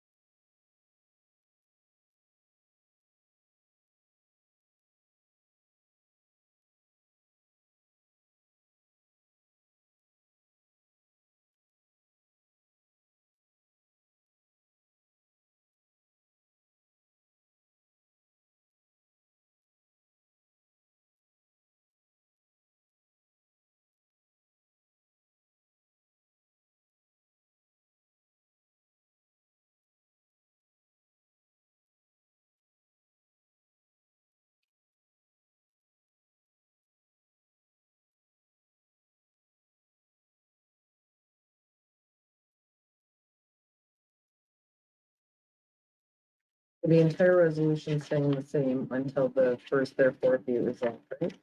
I think we should add an extra whereas prior to that to outline the fact that this will require more resource, or that this will, so far I have, it, whereas representing multiple municipalities will add significant, I don't want to say burdens, Strains. but strains to the representative for the rural north cluster, therefore be resolved. Okay, if it's okay with council, we'll table that, motion. We'll let Jen work on it and we can move on to the whole bear. So, you have the movers and the seconders for that, so we'll just table that and wait. Yeah. Okay, so, 10.3 is the whole bear update. If I can get a mover and a seconder, please. Moved by Councillor Peter Kissmaker, second by Councillor Drago Stefanik. Whereas the Township of Hornepayne is a small rural community in Northern Ontario, where residents often face significant challenges accessing specialized medical care due to distance, remoteness, cost, and whereas Hope Air is a charitable organization that has provided free travel arrangements, including flights, accommodations, meals, and ground transportation for those in financial need in rural Canada, such as Northern Ontario, who must travel far from home to access critical medical care, and whereas demand for Hope Air's services increased by 165% in 2023, with over 3,300 travel arrangements made, and the continuation of these essential services is threatened without provincial funding. And whereas Hope Air funding is secured through a public-private model, and public funding is typically provided by annual provincial grants representing 50% or more of their annual program delivery expenses, and Hope Air has funded partnerships with the provinces of Newfoundland and Labrador, Prince Edward Island, Nova Scotia, Saskatchewan, Alberta, and British Columbia. And whereas Hope Air presently receives no direct funding from the Ontario government to support their essential medical travel services, and as demand and costs are increasing, Hope Air requires funding from the Government of Ontario to ensure that they can meet the demand and support equitable access to healthcare for all. And whereas equitable access to healthcare, regardless of geographical location or financial means, is a fundamental right and a key priority for all levels of government, particularly in ensuring that residents of remote and rural communities, such as the Township of Hornepayne, receive the medical care they need. And therefore be it resolved that the Council of the Corporation, the Township of Hornepayne, does hereby support Hope Air's request for multi-year funding from the Government of Ontario to ensure these vital services continue for residents of Northern Ontario. Be it further resolved that this resolution be forwarded to the Honorable Sylvia Jones, Minister of Health, the Federation of Northern Ontario Municipalities, Phenom, and Hope Air. Any discussion on that motion? Okay, I'm totally in favor of this, even though they don't directly support our community, yet they do support Hearst. And I think it's a vital service, and I agree with what they're doing for people that are critically ill. Great. So I put that to a vote. Those in favor, and that is carried. Are we good to go, Jen, or would you like me to move on? I just want to get everything. Yeah, that's fine. So we'll move on to 10.4. That was the item that was removed from the agenda that was canceled. 10.5, if I can get a mover and a seconder, please. Moved by Councillor Ted Shedeman, second by Councillor Belinda Kistemaker. Be it resolved that council does hereby receive report KS01 2024 Arena Structural Inspection Report and Works Garage Draft Report provided by Kevin Saburn, Chief Building Official. Any discussion on the motion? Go ahead, Eileen. Sorry, I meant to add this for my monthly report and I completely forgot at that time, but I just wanted to give council an update in regards to the inspections done by TELEC. They were supposed to have their report to council. They did the inspection a few weeks ago. They should have had the report done by now, but they need a few more weeks to finalize the report. They've done a significant analysis and review. They just need to verify a few more details. So they're hoping to get to me for the 18th, like a one-page summary for a few items that they want to bring to council's attention. So I just want to give council that update.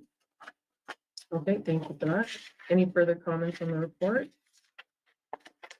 There being none, I put acknowledge receipt of that to a vote. Those in favor, and that is carried. Okay, and 10.6 is a community emergency preparedness grant. It's for information. Any discussion on that from council? And at this time, we're not applying to any more. Correct? Sorry. Eileen? I would suggest to council that this, I had sent a memo to council and an email advising my thoughts on this, but I would suggest any new grants go to the incoming CAO or the new CAO. Just for the reason that it won't be feasible for me to start and complete it in the few weeks that I have left. Okay, moving on to 11, if I can get a mover and a seconder, please. Moved by Counselor Ted Cheneman, second by Counselor Peter Kissmaker. Be it resolved that the Council of Corporation of the Township of Hornepayne does hereby acknowledge receipt of the correspondence information only packet attached to the agenda of the regular meeting of council held on Wednesday, September 4th, 2024. And Eileen, you wanted to speak to a few items? Yes, so I just wanted to bring 11.2 to council's attention. Council had received this report previously, which Sergeant Bellinger had provided to council in a previous closed session. So that's just on there because this can now be publicly disclosed. 11.3, the Aqua Cost Plus report. I chatted with Aqua about this and they had mentioned that there's nothing out of the ordinary for this Cost Plus report. The variances are balanced. Most of the variances are due to the salary increases and increased chemical usage to mitigate the increase in HAA levels. And the increase in Aqua salaries is as per the Ontario Public Service negotiations, which were finalized this year. And sorry, the last one I have is Just a question on that one, Eileen, for Aqua. So those wage increases, so are we gonna expect those for the next quarters as well? no. So I'm just wondering what are trying to project. So are we looking at owing a significant amount in the end? They come under budget I believe or I in can budget. reach out to Aqua and inquire. So I just want to confirm the question is whether there'll be any further variances with the salaries in the upcoming for the rest of the year, I guess. Yeah, because it's saying that those salary increases were because of legislation that was enacted and I'm not, so there was no buffer given. What you had just said, right? Like Yeah. it was. So I just don't want to assume that, oh, we're going to be over from the end. I'd like to know if we are or not because of those.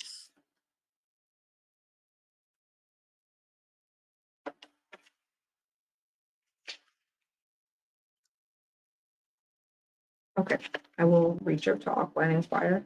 Thank you. And you had another item? Or Madam Mayor, Yes, oh, go ahead. just Ted. in regard to that, the sludge haulage, we're already, 46, 49 over, and we're only basically a little more than halfway through, so that 46 will probably be like 9,000. Or Eileen, sorry. I can just say that the sludge is usually pumped out twice a year and that this should be it. I had Thank you. also inquired, asked Aqua about this.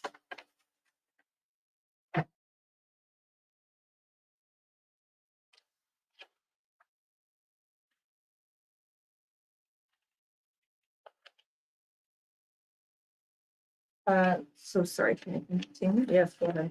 11.4, this was an item that Councillor Stefanik had requested to be placed on here. I'm not sure if you want to speak to it after. And I just want to mention the last thing for info only is the 11.9, the e-file portal. There is a public consultation until September 27th, should any of council wish to participate. Thank you. Councilor Stefanik? Yeah, thank you. I'm married to you. I thank Eileen and Jennifer for photocopying stuff. I'm giving the latest data that's possible, humanly possible, a health and safety liability. The last one is on August 29th, 2024 at 107 from Good Roads, heads up alert. We're gonna be having one of the biggest construction phases in Hornepayne in 43 years on 3rd Avenue, infrastructure below and top. I think we should be seeking, and I usually don't agree with this, legal advice and input. Who's going to be responsible? The bottom line is for health and safety of our citizens. Not only because of their equipment, but also how would they leave massive holes when they produce? They're not going to be filling holes that they create because it's going to be infrastructure. I think that's crucial, that we get input. So we will fully understand, because I don't want to see what happened in Sudbury, because all the information is there, the data. At Phenom, the resolution was unanimously passed 100% to understand clearly who's in charge of a project. Because if you look at this one, it's really interesting. Supreme Court said this, the Crown said this, they were going back and forth and created havoc for Sudbury to spend many dollars on their legal services. I don't want to be saying, we can't afford that. So let's get advice and input. See what our role is, what the contractor role is, who's going to be the head of health and safety. I think that's crucial. I truly believe that. There's some good information to be had, Mayor Fort. Something to consider, because we're discussing in next meeting, but to have the administration just to check and the scope of the project, to give it to our attorneys to say, this is the scope, this is what we're doing. What's the bottom line for coverage? Who's going to be responsible if something happens? Mhm. And a lot of municipalities are looking at it. That's, I'm in agreement with you. We're gonna have, all sorts of construction and we need to know where the liability lies, so. I'm not exactly sure the next steps on how to make that happen, Eileen. Sorry, can you repeat that? I'm just looking at the resolutions. We're trying, that's okay. Sorry about that. With the liability to move forward, to take this from information only that Councillor Stefanik has shared with us. Yeah. To have a discussion at council or about our upcoming construction projects to make sure we are covered and we know who's going to be covering the liabilities for each phase of the project. Okay, so that item, council would like that item to come back to a. Yes, we need to, supplementary. so yes, go ahead. Maybe have attorney online like we do every other time, and I have many questions to ask, because there has to be bulletproof. Because when you have major construction, and that's gonna be happening, and it's not standard procedure in our community, small community, we will have to know exactly who's gonna promote the project, who's gonna shut the roads down. I think that's crucial. Yeah, go ahead, Belinda. So basically, there is a process that we all have to follow in anything, business or whatever, and they're all detailed and the Ministry of Labor has all that information.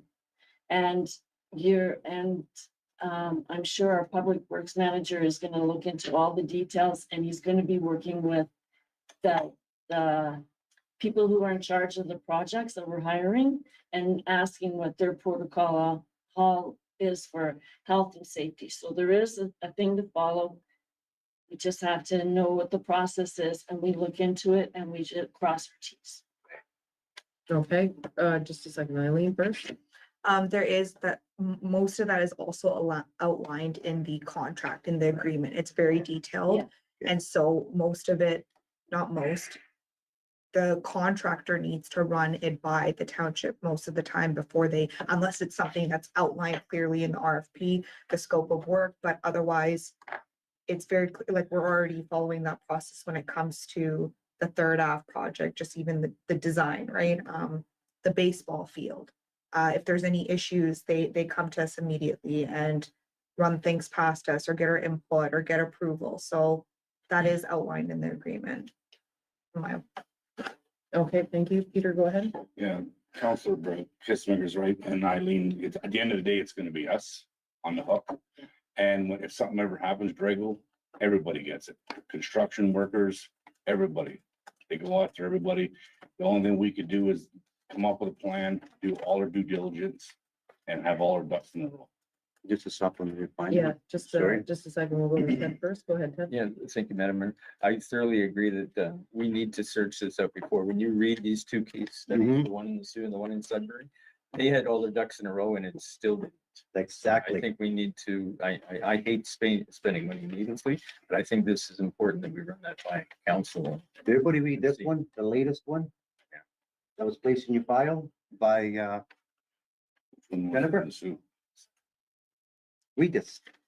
Everything was in place. Okay, well, I think what Sorry. we should do for this discussion is, because it is on information Yeah. only, it's an item brought forth. And if we could have it on an open discussion, council. And or better yet, do we want to just have correspondence with our lawyer and ensure the items that, because of these two new rulings that have come through, what we should be including in our contracts to ensure that we're protected in accordance with those rulings? And the staff can bring us back that report from the solicitor. Yeah, I think it's good play. I'm not to that. I'm not gonna vote. Is that, Vote at all. did all of council hear that discussion? So we're good to, we'll, ensure that our solicitor gives us an outline of any, like, cause there's definitely contract changes that have to be made to follow suit and ensure that we have them in our contracts. Does that work, Diane? Yep. Okay, Solicitor and then provide council with an update. okay, and, moving on, do you have other items you want to discuss and information only? No. Okay, I think you wanted 11.9. I already had mentioned it, just that there was a public consultation and if council wanted to participate, they have till September 27th. Okay, great. Jen, go ahead. I finished. Okay, great. I'll just put this acknowledge receipt of the information only on the floor to a vote. Those in favor? And that is carried. Okay, Jen, go ahead. I ended up kind of changing where the whereas was gonna go originally, so is it okay if I just kind of read out? the whole Yes, thing? that's right. Just reiterate the mover and the seconder, please. Who had that? Do you know that? It was Councillor Belinda Kistemaker and Councillor Ted Shannon. Moved by Councilor Belinda Kissmaker, seconded by Councilor Ted Cheneman. Hornepayne and Kissimmee Health Units have announced composition of the new merged Board of Health for Northeastern Public Health. And whereas there are 7 municipalities in the rural north cluster, including the Township of Hornepayne and the town of Hearst, and each will have the opportunity to represent its municipality on the Board of Health on a rotating basis. And whereas this method of rotating through the municipalities may result in a significant waiting time for representation due to the number of municipalities in the cluster. And whereas representing 7 municipalities within the rural north cluster will place an increased burden and strain on the appointed representative as they must address the varied and complex needs of each individual municipality. Therefore, be it resolved that the Council of the Corporation of the Township of Hornepayne does hereby request that additional resources, including financial support, be allocated to the rural north cluster to ensure that the representative can effectively manage the growing responsibilities of representing all municipalities in the cluster. Be it further resolved that a copy of this resolution be forwarded to the Board of Health Merger Working Group with a copy to the town first. Sound good, council? Mhm. Okay, I put that to a vote. Those in favor? And that is carried. Thank you, Jen. And Eileen? Okay, and we have one other motion from, sorry, not that, I was a different motion. Okay, committee and board updates. If I can get a mover and a seconder, please. Moved by Councilor Belinda Kistemaker, second by Councilor Ted Shannon. Be it resolved that council does hereby receive the minutes from the Thunder Bay District Municipal League Board meeting held on April 17th, 2024 as information. Any comment on those minutes? There being none, I put them to vote. Those in favor? And that is carried. Okay, we have 2 bylaws. The first one we had discussed 13.1 about bringing that back. So can we be it resolved that it's the first and second reading? Go ahead. I just Eileen? wanted to ask Mayor Forty to go through the council committee updates because you skipped that. Okay, I'll come back to it right after this. Thank you for pointing out. So on bylaws. Can we do that? Yeah. Yes, okay. So we'll leave that for now. We'll come back to it and it'll be first and second time. Okay, sorry, council, I skipped over you. 12.2, council committee updates, roundtable. Don't speak all at once. You can tell I'm getting tired because I'm just like whipping through her. Go ahead, Peter. Started, yeah, nothing. Nothing yet. Oh, thank you. Okay. I also have nothing to do with. Council, okay, thank you, Councillor Sherman. I don't have anything at this time. Okay, thank you, Councillor Gissmaker. Councillor Stefanik, PHU, BOH, September 12th, CDCA, Counselor Ted, September 23rd, and Library Board meeting, September 30th. Thank you. okay, thank you. Council committee updates. I'm going to defer and I will give you a full update on the September 18th meeting, just because it is getting late. Okay, so moving on to bylaws 13. So we've taken out the considered read a third time because we had that discussion after the presentation that we want to have it looked at for some of the other policies it needs to be aligned with. So if I can get a mover and a seconder, please. Moved by Councillor Melinda Kistemaker, second by Councillor Ted Shenman. Be it resolved that bylaw number 2090, being a bylaw to establish a vehicle and equipment policy for the Township of Hornepayne, be hereby read first and second time. Those in favor? And that is carried. Okay, 13.2 is the condition agreement for purchase and sale of bylaw 1857. If I can get a mover in a second. Moved by Councillor Drago Stefanik, second by Councillor Ted Shenman. Be it resolved that bylaw number 2091, being a bylaw to authorize an extension to conditions of an agreement of purchase and sale, and bylaw 1857 with 129445553 Canada Incorporated, be hereby read a first and second time, considered read a third time, and finally passed. Any questions on the bylaw? Councillor Ted Shenman, go ahead. Thank you, Madam Mayor. And it reads, to complete the construction on the properties to September 30th, 2025. Is that one of them, all of them? In the original, there was one in the original timeframe they were supposed to do, and then a ultimate completion. This says to complete the construction on the properties, so it doesn't specify whether it's just to go back to one that needs to be completed by September 30th of 25, or all of them, what that process is. Okay, thank you for that. I had questions on similar because we have two completion dates of May 1st, 2029 and September of next year.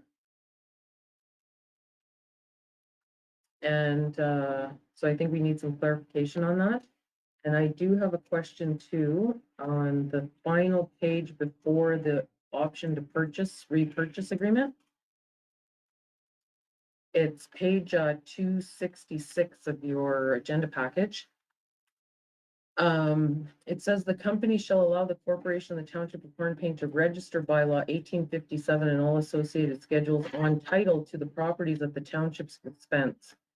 I need clarification exactly what that means. And the item number 3 as well, because my understanding is when we did this, they pay our lawyers' fees, they bought the properties, and they're supposed to pay all our expenses. So I'm wondering where we're generating expenses from.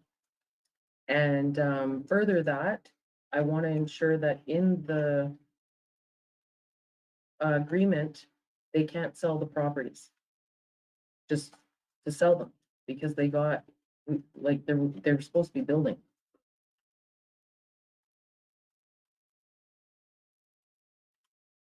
And I spoke pretty fast there, Eileen, I'm sorry. Did you get That's everything? okay. I just need to know exactly where in that clarification, sorry, it's in the Schedule A, I'm assuming, and I know you mentioned it. 2 and 3, it's numbers 2 and 3, I'll show you the page I'm on. So it's just before the okay. full schedule is underneath, or the full repurchase agreements underneath. Yeah, see it. Yeah, The signing, the okay. signing, those 2 items, and then, I agree with Councillor Shenman on the clarity of the dates. Because my understanding is that my understanding was that if a house isn't built by next September, we can claw back, because then we can put that into our budget. Councillor Stefanik, go ahead. Yeah, maybe, this is what I'm looking at, whereas residents already completed within 2 years of completion date, with 9 remaining residents to complete it the following 5-year period, a total of 7. So there's the 2 dates. Yeah, So it's like, is it 2 years of September 30th, 2025, or is it 2 years backed up from 29, which gives you to 27, or is that the same date? Go ahead, Eileen. So from my understanding, it's a minimum of one residence within that 2-year period. So a minimum of within 20, like this 1 year to 2025, and then the rest. And I believe the deputy clerk has something to add as well. Okay, go ahead. If you continue down in Schedule A to the next page after that signing page, if you go to 2.1, A and B specify, so if before September 30th, 2025, the owner has not completed a minimum of one move-in ready residence. And B, if before September 30th, 2028, the owner has not completed an additional 9. Okay, so those two are identified there. Does that clarify for you, Ted? Yes, it does. But Madam Mayor, Yes, go Um, ahead. are we at a point that we should even offer the extension? Do these lots not have value to be able to do that? I've heard many people, and I said many people locally saying, you know what, these are prime lots that are being held off the market, and there doesn't seem to be anything going. So I'm not sure if I actually, I'm gonna say I'm not even in favor of granting the extension. That's my personal thinking. Okay, I'm in favor of granting it just because we've done the work. We've gotten the lawyers involved to do that, and if a house goes up, they have a year now, right? Yeah. I just want to clarify those two expenses, and I have no problem bringing it back to the 18th, once that's clarified, just because I don't, and I clarify the two expenses and that they can't sell the land. Because that was not part of the original agreement. They were supposed to build on it. So I'm good to have that clarified. And if we can bring it back to the 18th, and is there any further clarifications from council? And I respect Ted's Yeah. decision.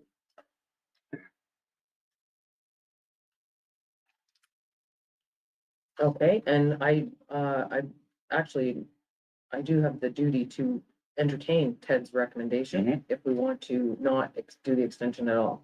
Yep. So that you heard my take on it, but I apologize for that, Ted. So I open up the floor to the rest of the council on Ted's remark. I'm gonna vote for the extension. Okay, go ahead, Jordan. Final extension, final, period, Okay. finality. Go ahead. Okay. So if we can get that clarified, we'll bring it back to September meeting's over. 18th, and just for clarification, and then we'll vote on them. And just for you, Eileen, to Jen, what do I need to do for this? Do I do the same thing, I think it'd be best to do a motion. motion to defer, because it's an agreement? Okay, And I can, do you want me to? yeah, could you do that first, please? So if I can get a mover and a seconder for Jen? To defer, moved by Counselor Peter Kissmaker, second by Counselor Ted Cheneman. Be it resolved that council does Excuse me. hereby defer bylaw to authorize an extension to conditions of an agreement to purchase and sale and bylaw 1857 with 129445553 Canada Inc. to the next available. Those in favor? And that is carried. Okay, so we do have, we're at the closed session portion, and I did say we would have 2 motions out of the closed session. And the only reason for this was staff needed time to draft the motions due to our direction. So do you need a mover and a seconder, and someone can read them? I don't have them. Yeah, if you don't mind reading them, Jen, just because I've. Which is the first one? So council knows. The first one will be to authorize and direct. CA clerk and the- Okay, the first one is for our staffing direction for the CAO and the mayor. So a mover and a seconder for that, moved by Counselor Drago Stefanik, second by Counselor Ted Cheneman. Go ahead, Jen. Be it resolved that the council of the corporation of the township of Hornepayne does hereby authorize and direct the CAO clerk and mayor to proceed in accordance with the discussions held during the confidential closed session. Those in favor? And that is carried. And second item is drainage issues. Yes. If I can get a mover and a seconder, please. Moved by Counselor Peter Kistemaker, second by Counselor Ted Cheneman. Whereas council has received correspondence from A&T Drury dated March 5th, 2024 regarding municipal drainage concern at 57 Medina Avenue. And whereas the Township of Hornepayne has a responsibility to maintain, repair, and construct municipal infrastructure. And whereas staff have submitted a detailed plan to address the drainage issue. Therefore, be it resolved that the Council of the Corporation of the Township of Hornepayne hereby directs staff to implement the proposed plan with a target completion date of November 2024. Be it further resolved that upon completion of the repairs, staff will provide a report to council outlining the actions taken and confirming that the drainage issue has been addressed. Okay. Any comment on that motion further? There being none, I put that to a vote. Those in favor? And that was carried. Okay, thank you for that, staff, working alongside while we're still running a meeting. And we're gonna close off before 10 here, so. Have I forgotten anything else? No? Go ahead, Jen. Thank you. The bylaw number will be 29. Okay, we'll be bylaw 29. Okay, for the confirmatory. Thank you for that. Okay, so we have a confirmatory bylaw number 2090. I'm gonna move in a second. Moved by Councillor Peter Kissmaker, second by Councillor Belinda Kissmaker. Be it resolved that bylaw number 2090 being a bylaw to confirm the proceedings of council at the regular meeting held on Wednesday, September 4th, 2024, hereby read a first and second time, be considered read a third time, and finally passed. Those in favor? And that is carried. And a mover and a seconder to adjourn, moved by Councillor Drago Spanik, second by Councillor Belinda Kissmaker. Be it resolved that council does hereby adjourn this regular meeting of council held on Wednesday, September 4th, 2024 at 9:43 PM. Those in favor? And that is carried.